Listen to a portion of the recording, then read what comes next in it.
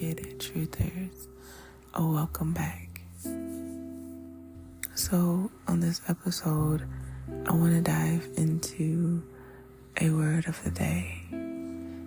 I stumbled upon a word called BLISSIPLINE, and at first glance, I was like, this is interesting. And it's been heavy on my mind to really dive deeper into this. Now, when you look at this word, you'll see it's a combination of the word bliss and the word discipline, right? And I immediately just was like, yes, this is a vibe. Why? Because we often look at discipline as a chore, as an obligation, as something that's just, we don't want to do, or it's just kind of energy when it comes to discipline, right? Being disciplined.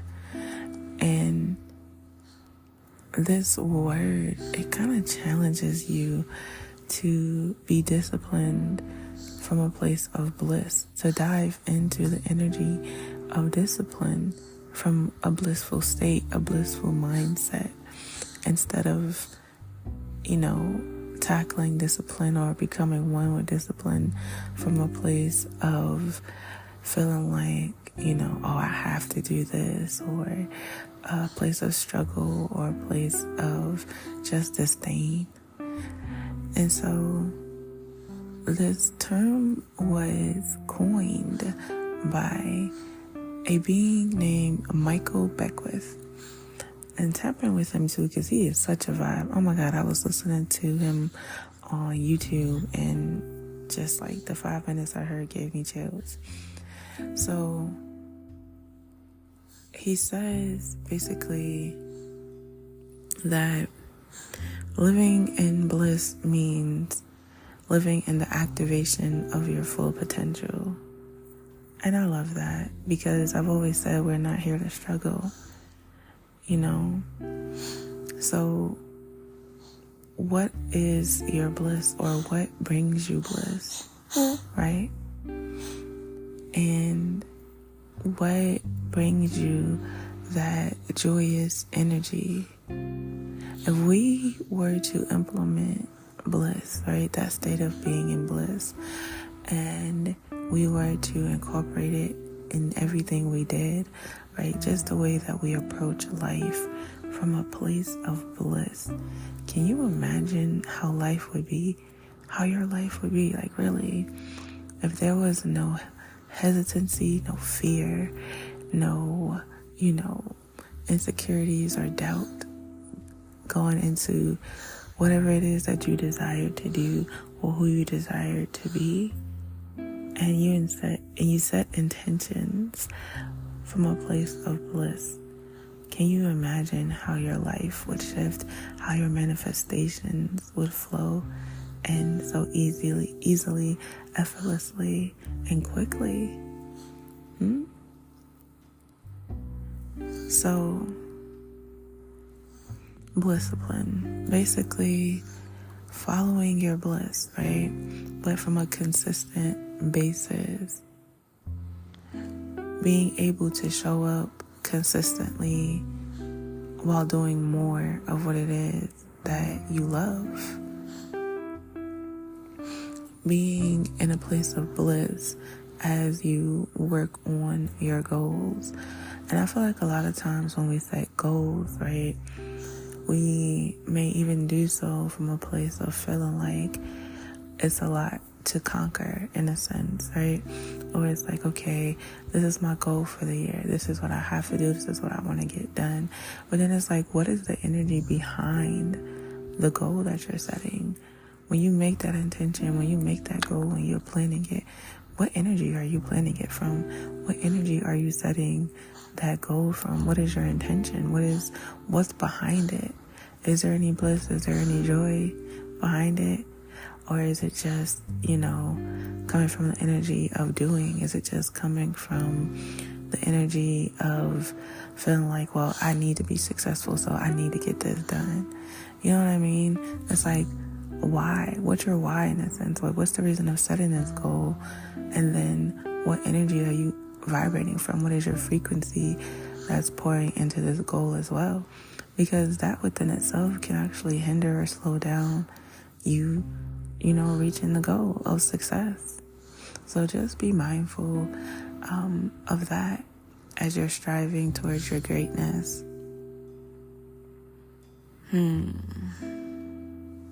So, BLISSIPLINE.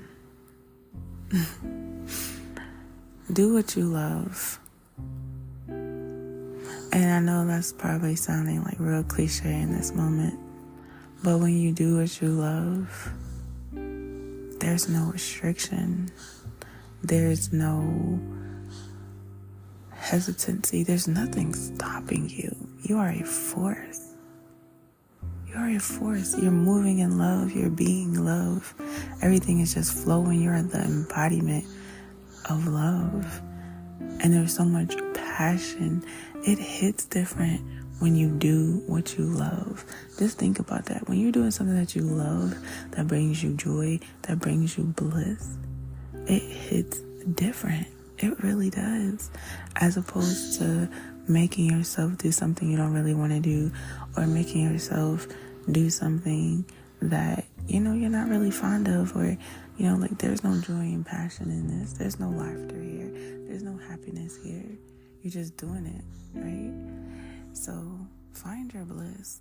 Become one with your bliss. Discover what that is for you. Okay?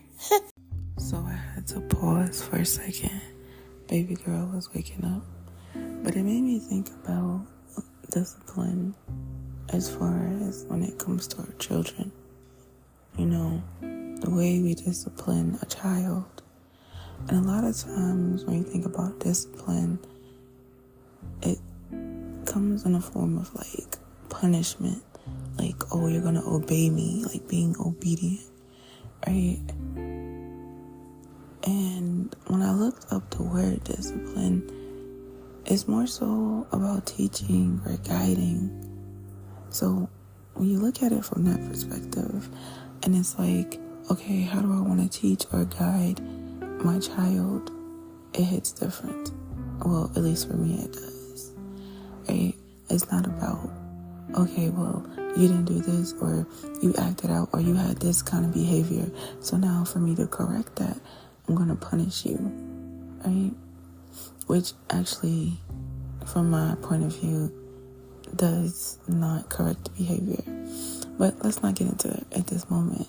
So if we think about the discipline of self, right, when we're desiring to discipline ourselves, and we look at it from, okay, how can I teach myself, or how am I teaching myself? How am I guiding myself?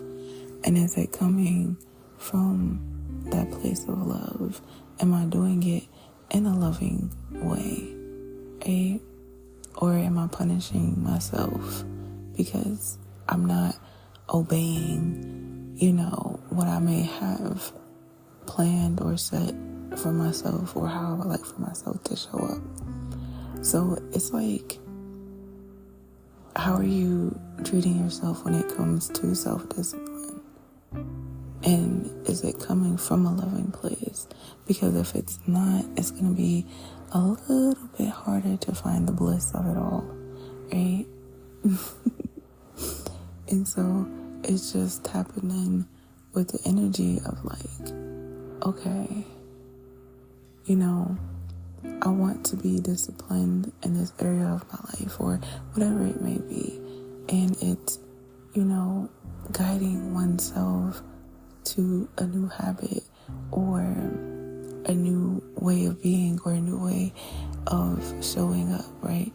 Cultivating that commitment to self, but also remembering to do it from a loving place. And within that, you're able to cultivate the bliss full side of it. And you can tap into that BLISSIPLINE, because now discipline no longer has that negative connotation to it. It no longer feels like a punishment. It no longer feels like this heavy authoritative figure over you, pointing a finger at you, telling you what to do, like the energy of intense control. And so if you look at it as a place of teaching and guiding, you may see things a little bit differently. And as I was diving into discipline, I came across where it said discipline shares the word disciple within it, right? And I was like, And so I dove deeper into disciple. And it talks about, being like a follower to someone that is basically teaching you, right? So you love their ideas, their way of being, right? You're following them and their way of life, and you're honoring that, and you're walking in that path. And so if we are a disciple of ourselves, right, and we follow ourselves, or in love with our own ideas, our own truth, our own way of being, and we're self-correcting, and we're self-teaching, and self-guiding, and we are one with self and that energy of discipline. I mean, there's so much beauty in that, right? And it feels like I am just talking and I have no idea what I'm saying in this moment. And it's crazy because I hear myself talking, but I'm like, is this even resonating with me in this moment as I try to process discipline or reprogram it in my mind? Because I've always looked at discipline from a place of just control. You're trying to control me. So this is an interesting feeling for myself right now, because I'm thinking about how do I teach myself things, right? How do I teach myself? How do I guide my own self? What is that voice like in my mind? And when it comes to discipline, self-discipline, how do I show up? Am I showing up at all? And what does that look like? Is there commitment cultivated? Is there love cultivated? What is that energy like for self? Is there any bliss in it at all? Because I know for me, when I attempt to be disciplined to, let's just say, maybe setting a schedule for something okay, let's do working out, right? If I desire to exercise and just have movement for my body, and let's say I try to do it from a place of going to the gym, automatically I'm just and I don't know what it is about the gym, but it's just all right, maybe the first 2 weeks I'll have that motivation and I'll stick with it, and that discipline maybe starting to develop, and then I'll be like, man, fuck this shit. So the self-discipline kind of goes out the window along with the motivation, right? And it's in those moments, how am I showing up for myself? How am I treating myself? How am I cultivating that space for discipline to be present within me?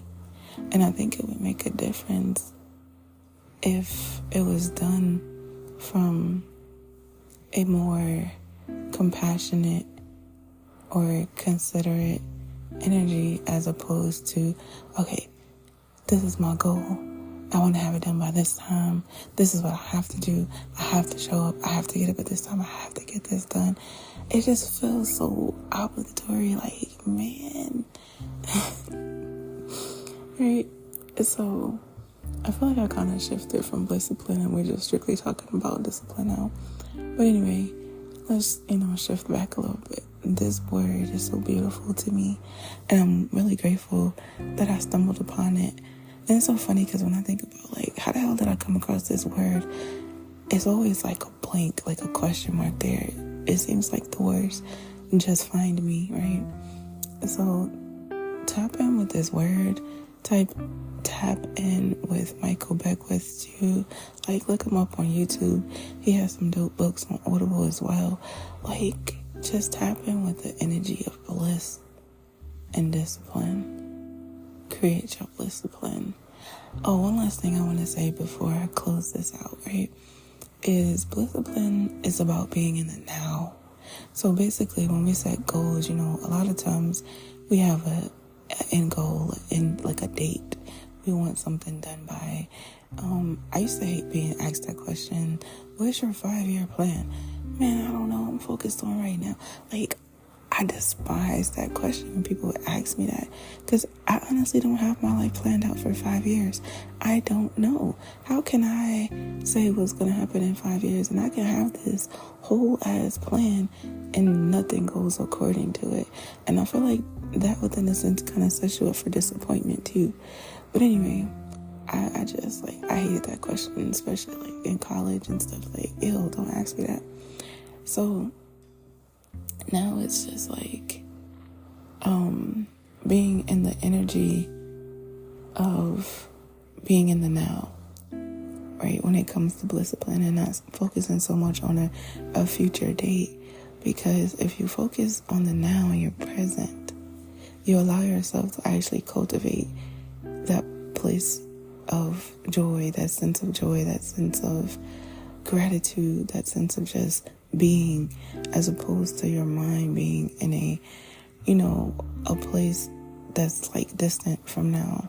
And so you're not really focused on everything as it's taking place, as it's happening. And it becomes, more of a chore, more of a destination that you're trying to reach, and you miss out on the present moments. And so it's understanding that, yes, you can have these goals, but show up for them from a place of the now, from a place of being present, so that not only you don't lose your fire for whatever it is that you have set, but you also will remember the journey on your way up. And it's not just about getting to the top. It's about every little step that you take to get there. And, what does that look like? What does that feel like? And creating those moments and enjoying those moments as well. Because I think we put so much emphasis on reaching like that final destination, and we don't enjoy the process, the sweetness of the process, the beauty of every step that we took, and it may not always be so pleasurable. It may not always be so effortless, and that's okay, but it's still enjoying the process, still cultivating those moments of bliss and gratitude.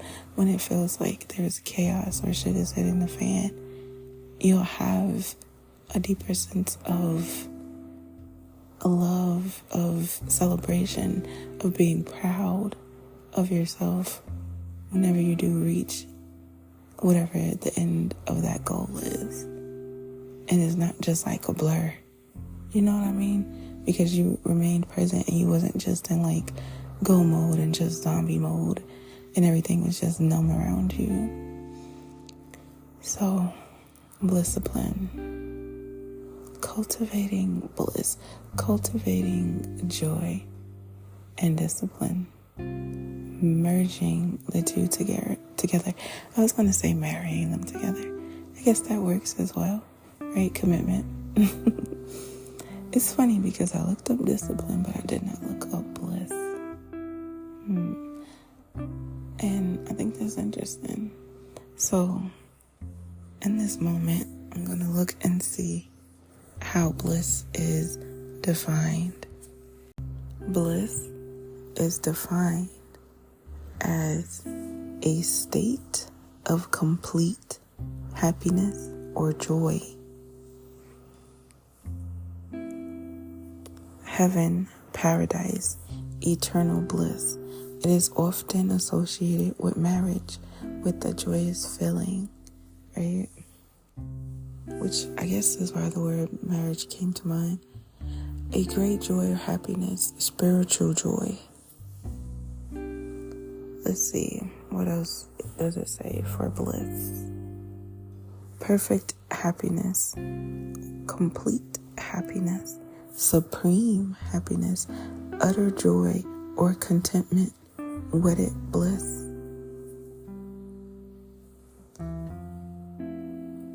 It's pretty much the basis of it all, right? Let's see. Oh, I like this one. Okay, so Webster says,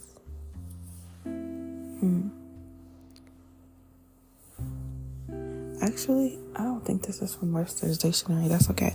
So this definition, or maybe it is. Anyway, this definition says to experience or produce ecstasy or intense pleasure or satisfaction from or as if from a hallucinogenic drug or a mystical experience.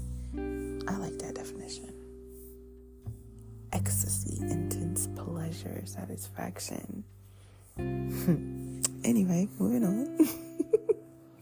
So that is like a brief breakdown of the word bliss, right? I just had to throw that in there because I'm like, I didn't even tap into bliss because we're combining two words here. So when you think about the definition of bliss and you think about the definition of discipline and you combine them together, what is it that you love doing? And how can you be more disciplined about it? How can you show up more in doing that, whatever it may be? And it's like just remembering that the more you do what you love, the more it seems like things just happen effortlessly, right? It's like, man, everything is just falling into place with ease. And it's like just knowing that you're good, like the universe got me, right? And you'll see that in every essence. I think a lot of times when we're attempting to like force ourselves to do these things, right, especially when it comes to like wanting to bring in a manifestation, and it's like, okay, well, how can I go about doing this? Or, you know, even if, say, somebody is trying to get some money in, right? And it's like, well, what would be a way that I can create a stream of income or a form of abundance? And it's like, do people ever stop to think that maybe if I tap in with my innate gifts, what comes to me naturally, what I'm good at, what I'm talented at, like what brings me joy, that the money will flow easily instead of just doing something that may seem to be more of a profitable business kind of vibe, right? And just remembering that when you celebrate life, life celebrates you. It gives you more to celebrate. And that is kind of the energy of what I was tapping into the other day on my podcast about the celebration of self. And so I just want to throw this quick reminder out there, and I tapped on it a bit earlier, of having bliss through the whole process, having that joy, that sense of happiness, blissfulness, right, throughout the whole journey of wherever it is that you're, you know, attempting to reach, or whatever your goal is, right? It's honoring every step. It's honoring the moment you plant the seed, the moment that you're watering and fertilizing the seed, and you may not see the process just yet. It's honoring that pause, that patience, that waiting, that energy of cultivation, of allowing it to grow, to be nourished, right? So having bliss during those moments too, and not falling into the trap of instant gratification, and understanding that you can have bliss during the moments that you're tending to your garden, as well as when you're harvesting your fruit or whatever seeds that you're planting. So I just wanted to throw that out there. I've been actually enjoying finding these words and then sharing them with you all. So that's all I have for now. I'm gonna let this sit with me a little bit deeper, and I just wanna pose a question to you right quick. Are you doing what you love? Are you approaching life from a place of love? Are you love? Are you just being? Are you just in that energy? Have you embodied it? And how does that look like for you? What does that feel like? If you could absolutely do whatever it was that you love and were passionate about, what would that be? And what's stopping you from doing it? What's stopping you from becoming whatever that person is? What's getting in the way of that? Is it fear? Is it lack? Is it scarcity? And are you making decisions out of that? Or are you making decisions out of love?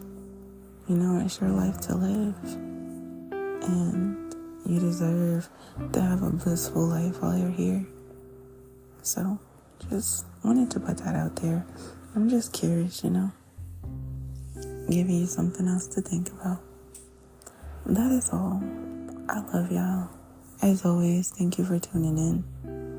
And if you don't mind, I would love for my listeners to rate my podcast. It'll help me continue to be seen,